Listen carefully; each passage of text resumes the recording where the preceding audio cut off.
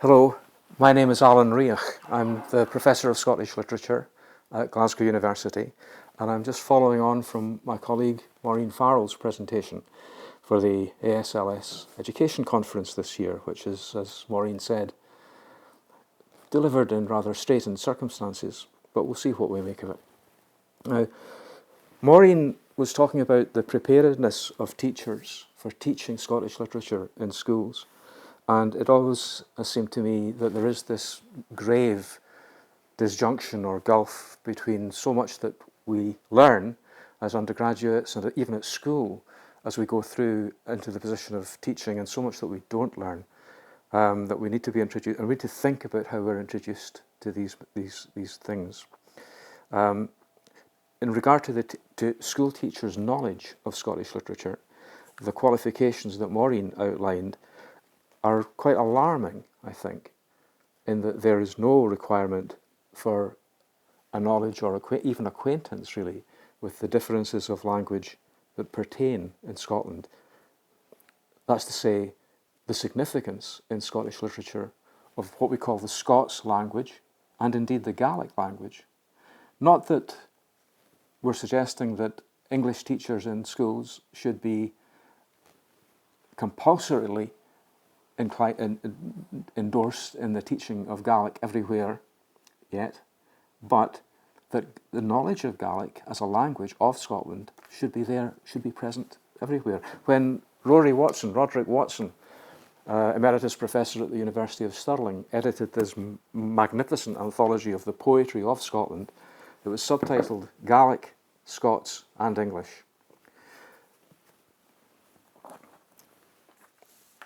The first question, perhaps then, is what general sense of Scottish literature is it that gives no sense that it has been written and composed mainly in these three languages, in Gaelic and Scots and English? It's a literature in which there's more than one language at play. So figure the contrast, and I think Maureen touched on this, that English literature, generally understood, is literature in English, in the English language, or translated into English, or Irish or American or Canadian literature which is in the English language. So the sense that that aspect of the multifacetedness of Scottish literature in its language is not a familiar fact. It needs to be redressed. The experiences and subtle differences between languages is intrinsic to our experience of Scottish literature. And I'll come on to demonstrate that, I hope, a little later. What's really alarming, though, is that newly qualified English teachers might have no Scottish literature in their undergraduate degree whatsoever, come to teach in a Scottish school. So the other aspect of it, which I found kind of alarming when I've been growing up, as my children have been growing up in Scotland, is that very often, and for understandable reasons, there's always a concentration on one text, whether it's a poem or a play or a story or a novel, a concentration which leaves the work of writing drenched with attention and wrung out to dry. There's no sense of the whole context in which it appears very often, and sometimes the text itself, by being so thoroughly riddled, loses all vitality. So, I'm a great believer in context. Close reading, yes, I'm a great believer in close reading, but context, always. And I'm a great believer that we should try and keep it as simple as possible. So what I want to do very briefly is say, what is Scottish literature? And try and answer that in as broad a sense as possible. Where is Scottish literature?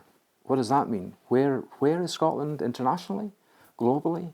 But where is it in terms of its own inner dynamics and its own history?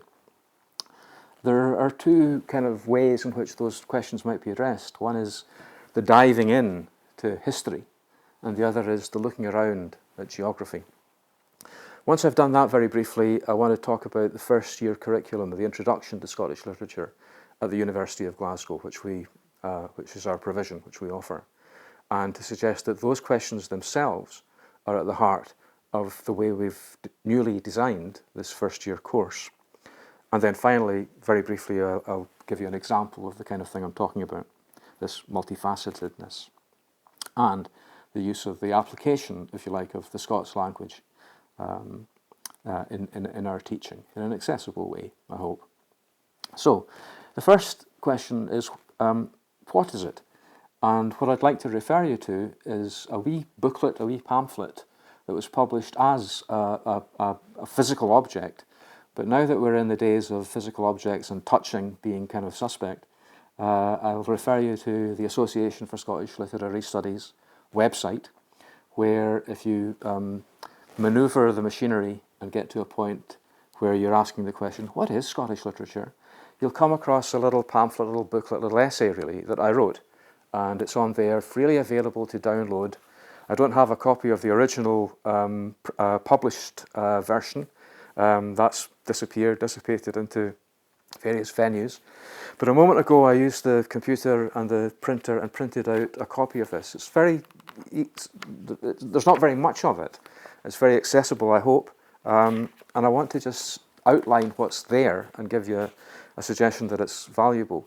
The cover is a painting by a man called John Cunningham of the Coolin Hills in Skye. So it's a landscape painting, but it's also got houses in the landscape. So it's a populated landscape. It has been cleared, but there are people living there now. So that sense of the history of the landscape, the history of the people who once lived there, is already in what you're seeing.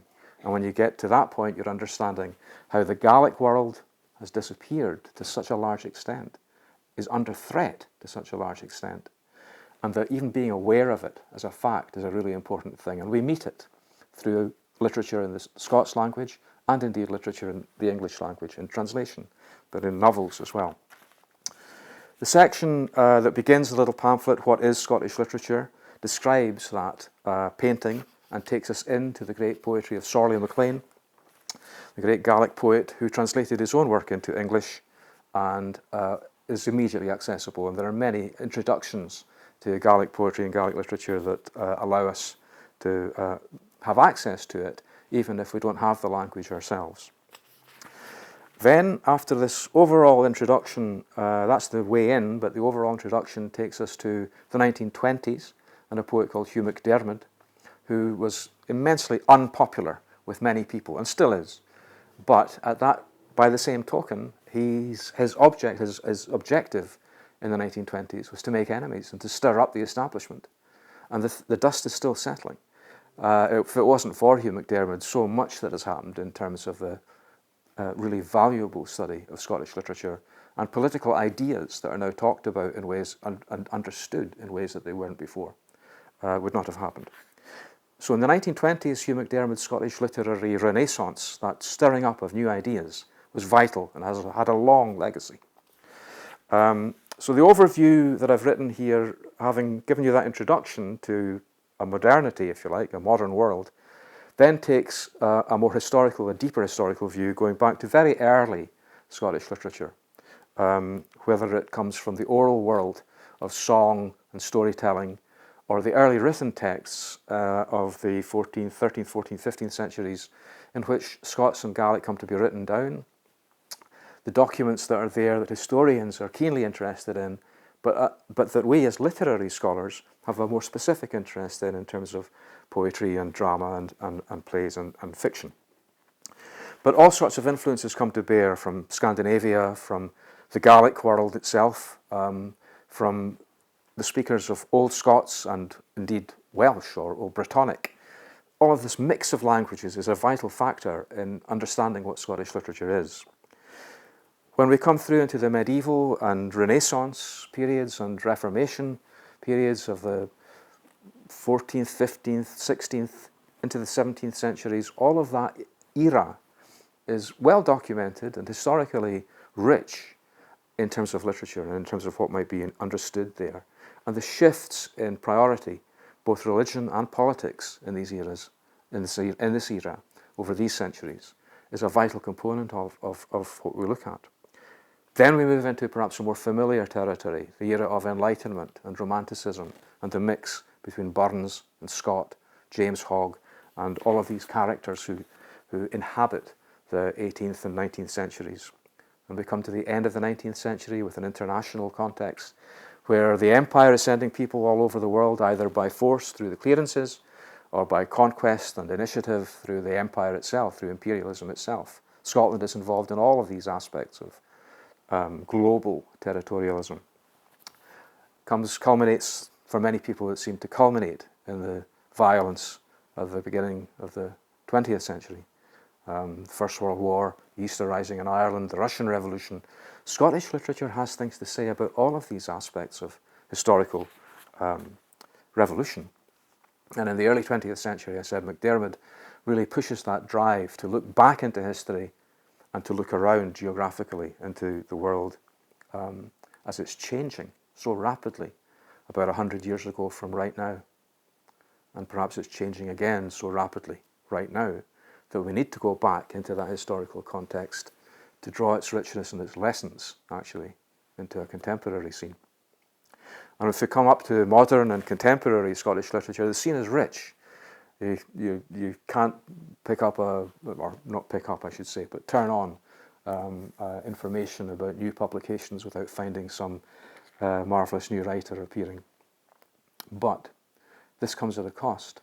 The immediacy of your attention to these vital writers sometimes leaves you not attending to the historical depth that I talked about a moment ago.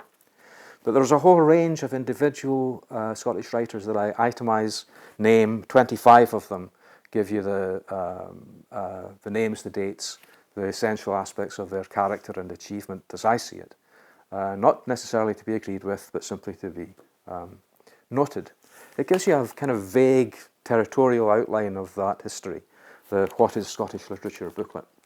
The other one that I mentioned briefly was the Geographical range of Scotland.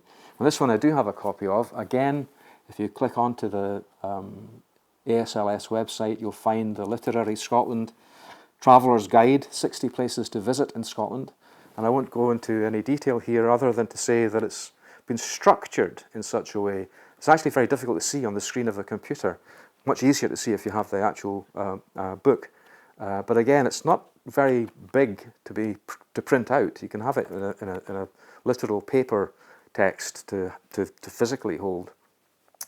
But the way it works is that there are a whole range of different territories in Scotland, going from Shetland to Orkney, to the Hebrides, to the Highlands, to Aberdeenshire, Perthshire, Argyll and the Isles, the Kingdom of Fife, or the Republic of Fife, as some would say, Edinburgh, the Lothians, Glasgow, Ayrshire and Arran, Dumfries and Galloway, and the Scottish borders. These territories all have literature. They all have their own literary associations and characters, various aspects. The second part of the book itemizes the authors, the writers who are named in the first part of the book with a map relation to their territories.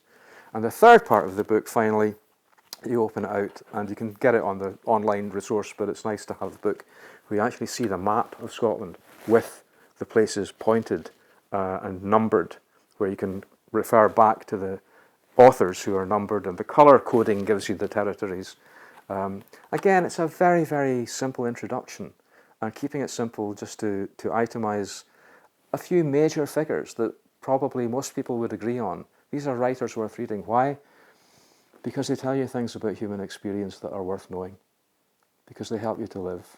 In the end of it, that's the fundamental answer. They will help you to live. Beyond all systems of education, these people help you to live. But the systems of education that we're engaged in, that we're invested in, should help us, all of us, to get to them. So that's the kind of introduction to what I've done to hopefully help in that regard. Two last things to finish with.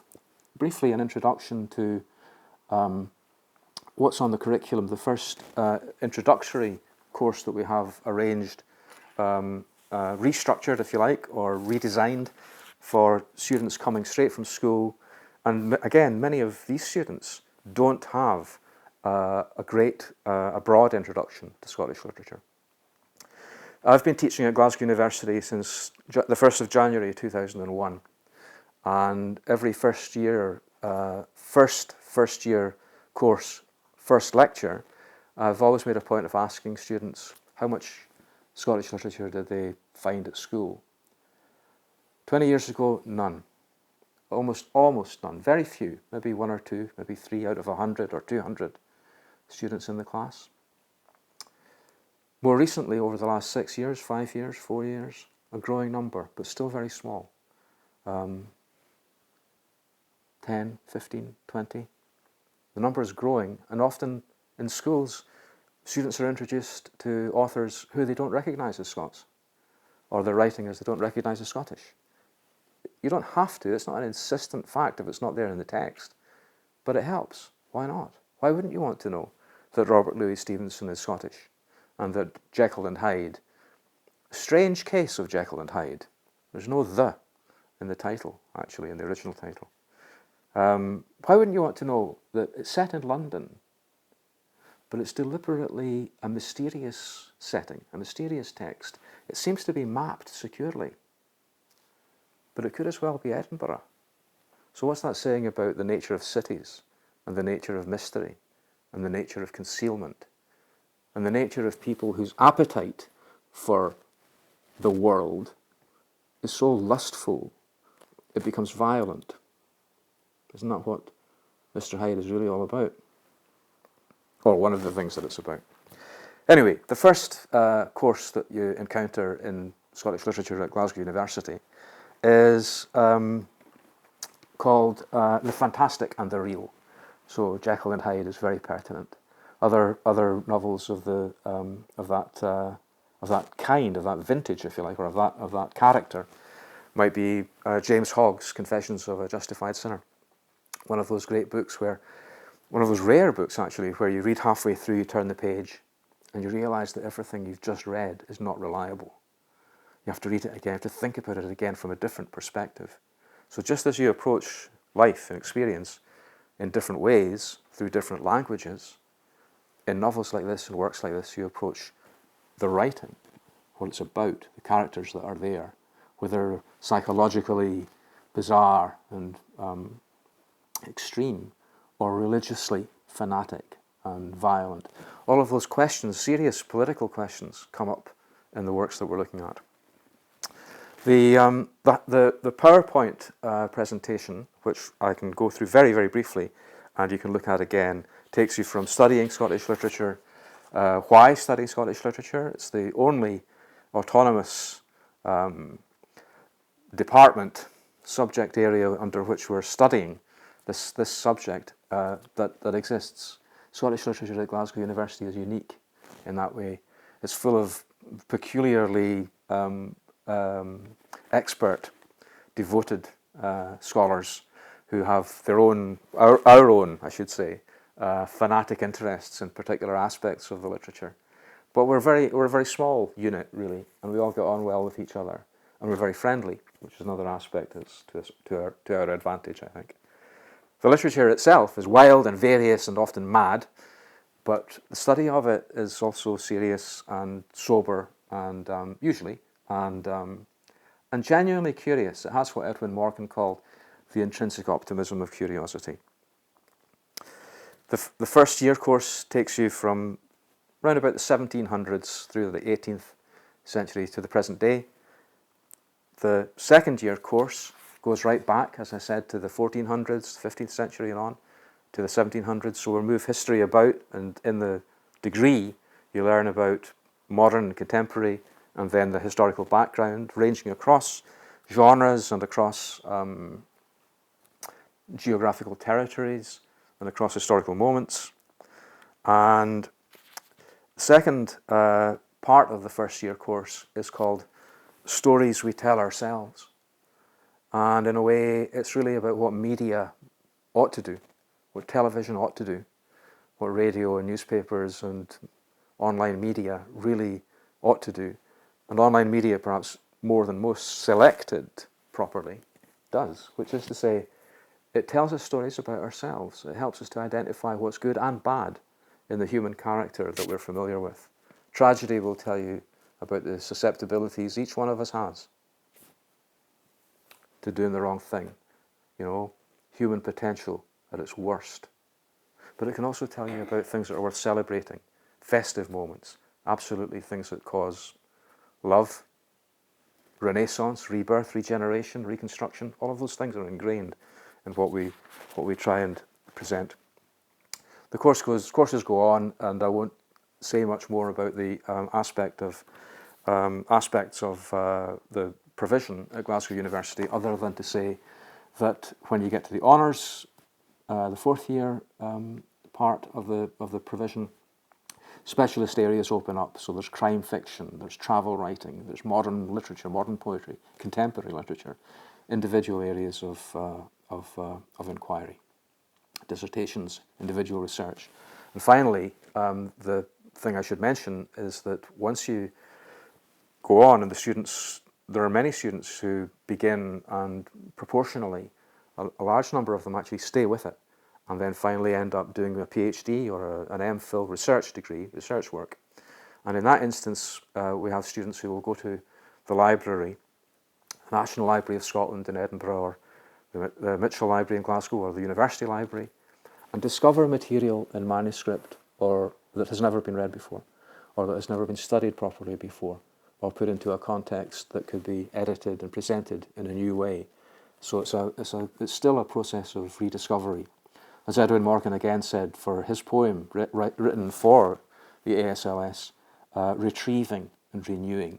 That's our job, to retrieve, but to renew, to make it vital, make it lively. And with that, I'll give you one last instance of how this might work in regard to the Scots language and a particular text. The poem, just to let the sound of it work. The bonny brook at Bairn. Mars is braw in cramacy, Venus in a green silk goon.